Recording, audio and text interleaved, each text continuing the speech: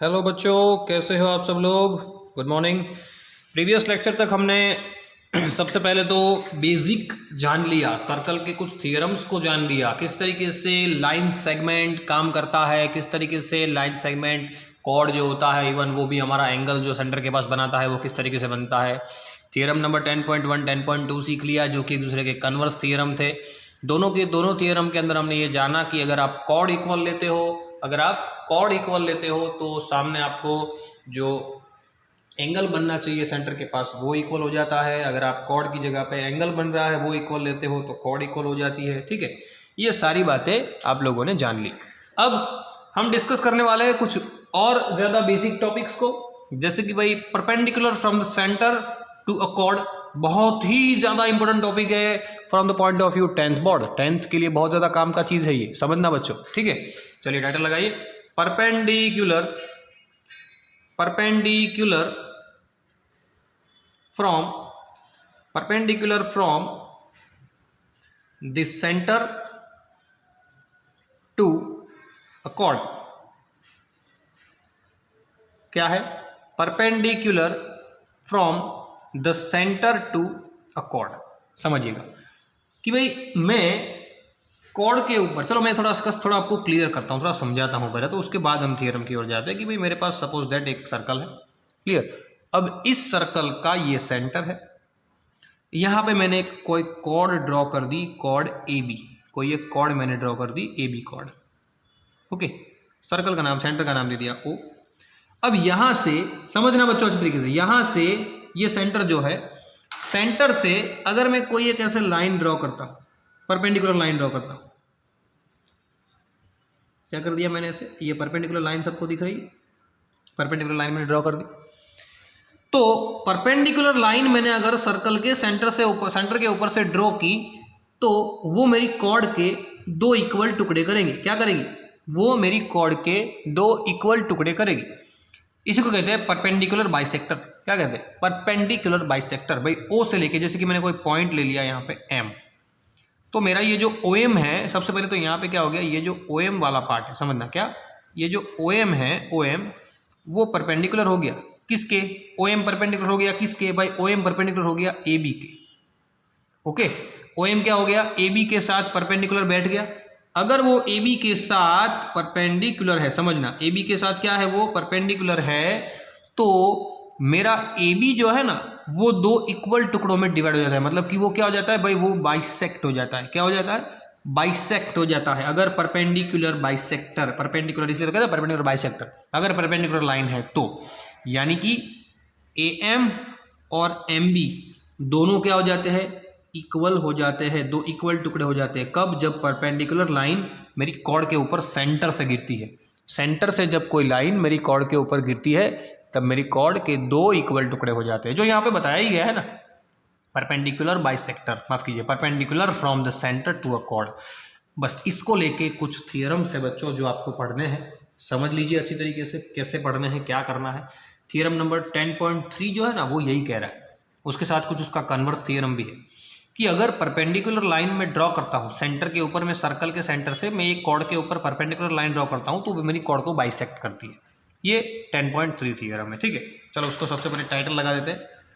सबसे पहले तो theorem number 10.3, I repeat, theorem number 10.3 बहुत ही काम का टॉपिक है, इसलिए हाईलाइट कर रहा हूँ, समझना। 10 के पॉइंट ऑफ व्यू से तो बहुत काम का है। थियरम नंबर 10.3 क्या सिखाता है? सिखाता है कि the perpendicular, I repeat, the perpendicular line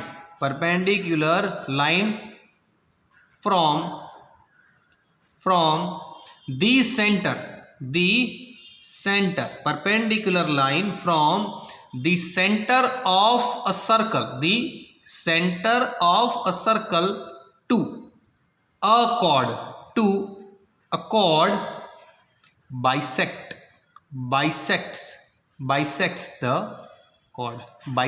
the chord, जैसे मैंने ऊपर बताया आपको, यहाँ पे बताया क्लियर ना, देखो ये चीज़ क्लियर होगी। ऊपर मैंने वो चीज़ क्लियर करी दी है बहुत अच्छी तरीके से कि the perpendicular line O M is the perpendicular line, the perpendicular line from the centre of a circle, circle का सेंटर जो है वहां से टू अ कॉर्ड, कॉर्ड के ऊपर, तो वो हमारी कॉर्ड क्या करती है, bisect, bisect in the sense दो इक्वल टुकड़े, two equal part, bisect in the sense we can say two equal part, दो इक्वल पार्ट में क्या करती है भाई, डिवाइड करती है, दो इक्वल पार्ट में टुकड़े कर देती है।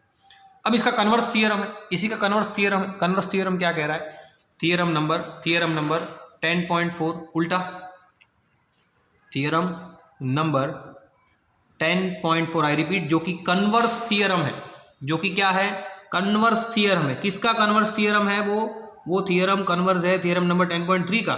10.3 क्या कह रहा था भाई, 10.3 ये कह रहा है हमें कि सेंटर के ऊपर से कोई परपेंडिकुलर लाइन ड्रॉ करो कॉर्ड के ऊपर, तो कॉर्ड बाइसेक्ट होती है। अब इसका उल्टा क्या कहता है, the line drawn through the centre to a circle is bisect a chord is perpendicular line. Means अगर इसको पहले क्या बताया, ये लाइन अगर कोई भी सेंटर से कॉर्ड के ऊपर परपेंडिकुलर लाइन ड्रॉ करते हो तो कॉर्ड दो टुकड़ों में डिवाइड होती है। उल्टा अगर कॉर्ड सेंटर से ड्रॉ की गई लाइन की मदद से दो टुकड़ों में डिवाइड होती है तो वो लाइन परपेंडिकुलर हो सकती है। जैसे कि मैं कोई लाइन परपेंडिकुलर की जगह पे ऐसे ले लूंगा, ऐसे समझना, सिर्फ बताने के लिए ले रहा हूं, ऐसे ले लूंगा तो वो मेरी लाइन परपेंडिकुलर लाइन कही जाएगी नहीं। और अगर परपेंडिकुलर नहीं होगी तो दो इक्वल टुकड़े नहीं होगा, देखो ये टुकड़ा बड़ा हो गया छोटा हो गया, तो परपेंडिकुलर लाइन कब बनेगी, जब दो इक्वल टुकड़े होंगे तब। ठीक है, तो इसको भी खास लिख लीजिए अच्छी तरीके से। क्या कह सकते हैं हम कि द लाइन, इसका उल्टा वाइस वर्सा, इसका उल्टा the line drawn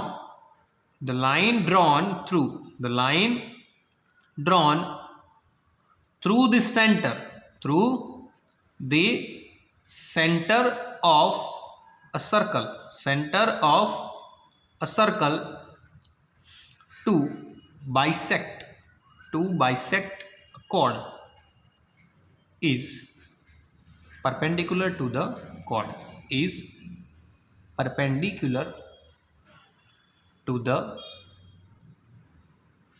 understood everyone, perpendicular to the chord। ये चीज सबको क्लियर होगी। दोनों एक दूसरे के कन्वर्स थ्योरम है। पहला कह रहा है कि लाइन आएगी परपेंडिकुलर तो दो टुकड़े होंगे, दूसरा कह रहा है दो टुकड़े होते हैं तो वो लाइन जो आ रही है वो परपेंडिकुलर होगी। ठीक है, इसके ऊपर से एक बहुत ही इंपॉर्टेंट रिजल्ट निकल के आया है, क्या कि perpendicular bisector of any chord, किसी भी कॉर्ड का परपेंडिकुलर बाइसेक्टर होता है, क्लियर, वो सर्कल के सेंटर में से ही पास होता है। One of the most important result, दिमाग में रखिएगा इस बात, यहां पे लिख देता हूं, क्या कि परपेंडिकुलर बाइसेक्टर ऑफ कॉर्ड के ऊपर ड्रॉ किया। अब सेंटर भूल जाओ, जैसे कि कोई सर्कल में सेंटर है ही नहीं, जैसे कि सेंटर होता है हालांकि, बट जैसे कि सर्कल के कोई सेंटर अभी फिलहाल नहीं है, मुझे नहीं पता कहाँ है, तो मैं क्या कहूंगा कि सेंटर को जान दो, सर्कल के ऊपर कोई कॉर्ड है तो कॉर्ड के ऊपर मैंने कोई भी परपेंडिकुलर लाइन ड्रॉ की, समझना, तो वो ऑलवेज कहाँ से पास होगी, वो ऑलवेज सेंटर से पास होगी। ठीक है, तो उसका स्टेटमेंट जो है वो भी लिख लो बच्चों अच्छी तरीके से, क्या the perpendicular line, the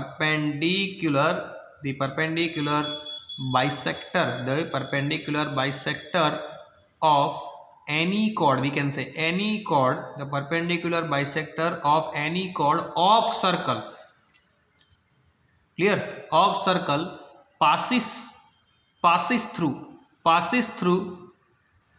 the center of circle, must, ये चीज होती है, must, clear, passes through the center of circles, clear, वो सर्कल के सेंटर से ही पास होगी, वो जो लाइन होगी वो लाइन सर्कल के सेंटर से ही पास होगी, दूसरी की जगह से वो पास हो सकती नहीं है। अंडरस्टूड सब लोग, क्लियर हो गया ये चीज, रेडी। चलिए अब कुछ और चीज पढ़ते हैं, एक नया टॉपिक पढ़ते हैं जो हमें बहुत ही काम में आएगा। ठीक है, क्या है वो टॉपिक है कि भाई सर्कल, टाइटल लगा दीजिए सब लोग, सर्कल थ्रू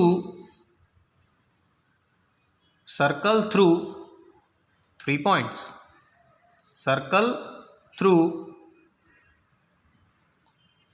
3 पॉइंट, कोई सर्कल थ्रू जो भी होता है वो 3 पॉइंट से पास होता है। भाई वो तो सीधी सी बात है, एक चीज समझता है बच्चों, किसी भी सर्कल के ऊपर इनफाइनाइट पॉइंट होते हैं, बट कोलिनियर कह सकते हो आप। कोलिनियर पॉइंट की मैं बात करूं तो 2 पॉइंट कोलिनियर ऐसे हो सकते हैं जहां पे सर्कल पास हो, बट 3 पॉइंट कोलिनियर पॉसिबल नहीं है जहां से सर्कल पास हो।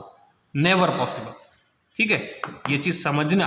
यहां पे देखो मैं एक सेंटेंस लिख रहा हूं जो आपको पूरा क्लियर करेगा वो बात। क्या कि इनफाइनाइटली मैनी सर्कल, मैंने जो वैसे बताया, infinitely many circles pass through, infinitely many circle pass through a point, मतलब कोई एक पॉइंट से बहुत सारे सर्कल पास हो सकते हैं in given plan, we can say given in plane, जो भी हमारे पास प्लेन है बराबर, उसके ऊपर से हम ये चीज कह सकते हैं। Similarly infinitely many circle passes through 2 points given in plane. Yes, similarly ये चीज समझिएगा, बहुत काम की चीज है, बहुत ही ज्यादा काम की, कि कोई एक पॉइंट से बहुत ज्यादा सर्कल पास हो सकते हैं। वैसे ही मैं अब यहाँ पे एक की जगह पे 2 लिख, दूसरी बार नहीं लिख रहा हूं बट आपको क्लियर हो जाए, वी कैन से 1 पॉइंट और 2 पॉइंट। इनफाइनाइटली मैनी मतलब कि करोड़ों, कितना बनाना चाहो बनेगी, जितना सर्कल बनाना चाहो उतने सर्कल बन सकते हैं वहां पे। क्लियर? तो कोई एक पॉइंट या कोई 2 पॉइंट से आपको जितने सर्कल पास करने हो, क्या जितने सर्कल पास करने हो वो आप कर सकते हो, बट अगर पॉइंट नंबर 3 आया तो नेवर पॉसिबल कि एक से ज्यादा सर्कल बने। सीधी सी बात है। देखो एक पॉइंट है तो एक पॉइंट में से तो मैं कितने बहुत सारे सर्कल बना सकता हूँ। देखो दूसरा सर्कल, तीसरा सर्कल, चौथा सर्कल, ऐसे तो मेरे पास कितना बड़ा प्लेन होगा, जितना बड़ा प्लेन होगा उतना बड़ा बनेगा। वैसे ही 2 पॉइंट ले लो भाई, ये एक और 2 पॉइंट, ये एक और 2 पॉइंट, एक और 2 पॉइंट, एक और 2 पॉइंट, मतलब कि 2 पॉइंट में से बहुत सारे पास हो सकते हैं। बट समझना बच्चों, बट मैं तीसरे पॉइंट की बात करूं तो वो बन जाता है मेरा थियरम नंबर 10.5। क्या बन जाता है? थियरम नंबर 10.5 क्या बनेगा? थियरम नंबर 10.5 क्या कह रहा है, समझ लो अच्छी तरीके से। क्या थियरम नंबर 10.5 ये कह रहा है कि भाई आपने अगर 3 पॉइंट ले लिए जो कि नॉन कोलिनियर है, नॉन कोलिनियर है, क्योंकि कोलिनियर में से तो पास ही नहीं हो सकता। पहली बात, 3 कोलिनियर पॉइंट में से तो कभी पास होने का चांसेस ही नहीं है। सही है ना? मैं अगर कोलिनियर पॉइंट ले लेता हूं तो 3 कोलिनियर पॉइंट, तो उससे तो सर्कल कभी पास हो ही नहीं पाएगा। बट मैंने 3 नॉन कोलिनियर पॉइंट लिए तो only one, we can say only one circle can pass from that 3 point. Okay, so this is the theorem number 10.5। Theorem number 10.5 सिखाई है, यही चीज तो यही सिखाता है। क्या सिखाता है? there is one, only one and only one, we can say one and only one, there is only one and only one circle passing through 3 point. But कौन से? नॉन कोलिनियर पॉइंट, क्योंकि 3 कोलिनियर में तो पास ही नहीं होता। Non collinear points यानी कि 1 या 2 हो इनफाइनाइट बन सकते हैं, बट तीसरा आया सिर्फ 1 बनेगा, सिर्फ 1 बनेगा बच्चों। क्या बनेगा? सिर्फ 1 ही सर्कल पास हो सकता है, दूसरा कोई भी सर्कल वहां पे पास नहीं हो सकता है। इस बात को समझ लीजिए अच्छी तरीके से, इस चीज को अच्छी तरीके से समझ लीजिए। समझ में आई बात? क्लियर? चलिए कुछ और नया बेसिक पढ़ते हैं, थोड़ा और, वो जो कि हमारा थियरम नंबर 10.6 है। देखो मैं सारे थियरम इसलिए समझा रहा हूँ स्टेटमेंट वाले, क्योंकि ये 10th में बहुत काम में आएंगे, 9th में तो इवन आने वाले हैं, लेकिन फिर भी चलिए। Equal chord and their distance from the centre, title लगाइए। क्या? Equal chords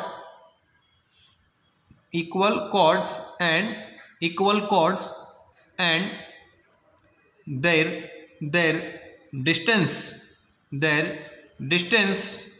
from a centre, equal chords and their distance from a centre. समझिए 2 थियरम इसमें क्या कहता है, दोनों दूसरे के वाइस वर्सा है, दोनों दूसरे के कन्वर्स है, कि भाई इक्वल कॉर्ड ऑफ सर्कल, क्या equal chord of circle are equidistance from the centre. अगर इक्वल कॉर्ड है दोनों, तो दोनों के पास से जो भी सेंटर होगा, वो सेंटर से वो दोनों के दोनों क्या होंगे? इक्वल होंगे। जैसे कि मैं समझाऊं, देखो ये सर्कल है, ये सेंटर है, मैंने एक कॉर्ड यहाँ पे ड्रॉ कर दी, चाहे एक कॉर्ड यहाँ पे ड्रॉ कर दी। समझना क्या? Equal chord of circle for, क्या equal chord of circle are equidistance from the centre, मतलब कि यहां से मैं ये वो गिनूं डिस्टेंस या ये डिस्टेंस गिनूं, दोनों डिस्टेंस क्या रहेंगे? इक्वल ही रहेंगे। कब? जब ये दोनों इक्वल कॉर्ड है, यानी कि जब AB और PQ इक्वल है, तब OM और ओ एन, वो दोनों क्या रहेंगे, इक्वल रहेंगे। क्या रहेंगे, वो दोनों इक्वल रहेंगे। ओके, तो इसका स्टेटमेंट में क्या लिख सकता हूँ, स्टेटमेंट ये है थियरम नंबर 10.6 समझिएगा बच्चों, क्या थियरम नंबर 10.6 क्या कह रहा है, 10.6 भाई ये कह रहा है कि अगर इक्वल कॉर्ड मैंने ले ली, पहले से ही ले ली, if equal chords of a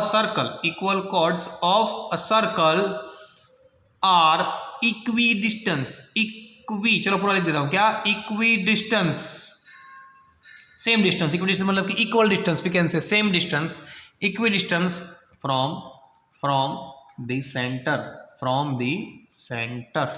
understood everyone, from the centre, clear. और इसका ही कन्वर्स थियरम है थियरम नंबर 10.6, थियरम नंबर 10.6 इसका ही कन्वर्स थियरम है थियरम नंबर 10.6। क्या कह रहा है थियरम नंबर 10.6, जरा देख लीजिए। 10.6 माफ कीजिए, ये 10.6 है, ये 10.7 कन्वर्स। क्या कह रहा है कि the chord equidistance from of a circle are equal in length. क्या, इसका उल्टा, अब मैं वो चलो लिख नहीं रहा हूँ, सिर्फ आपको समझा रहा हूँ, चलो लिख देता हूँ। क्या इक्वल, यहाँ पे क्या था, equal chord of circle are equidistance from the centre. अब उल्टा कर दो, क्या कॉर्ड इक्वल होती है कब, जब डिस्टेंस इक्वल होता है। पहले मैंने क्या कहा, ये दोनों इक्वल तो ये दोनों इक्वल, अब ये दोनों इक्वल तो कॉर्ड भी इक्वल, मतलब क्या बन जाएगा, कॉर्ड्स इक्वी डिस्टेंट फ्रॉम दी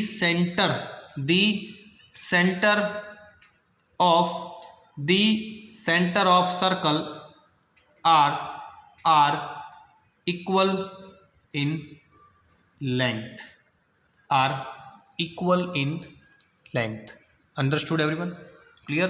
तो बच्चों ये जो बेसिक आप सीखे हो आज के लेक्चर में, बहुत सारा बेसिक मैंने पढ़ाया, बहुत सारे थियरम मैंने आपको पढ़ाए, तो इस थियरम को बच्चों समझना, क्योंकि नेक्स्ट लेक्चर में मुझे आपको 10.4 पढ़ाना है। 10.4 एक्सरसाइज वो आपके लिए बहुत ही टफ रहेगी, क्योंकि उसमें 3 सम पढ़ने हैं, वो तीन सम थोड़े टफ है। तो आप लोग अगर ये सारा बेसिक जानते होंगे तो वो चीज़ आपको अच्छी तरीके से क्लियर हो जाएगी, ठीक है। सो बच्चों ध्यान रखना, इस जितना भी बेसिक हमने पढ़ा है वो सारे बेसिक को अच्छी तरीके से कीजिएगा। फिर भी कहीं पे कुछ प्रॉब्लम लगे तो आप मेरा कांटेक्ट कर सकते हो, ठीक है। सो मिलते हैं अगले लेक्चर में, till then thanks a lot.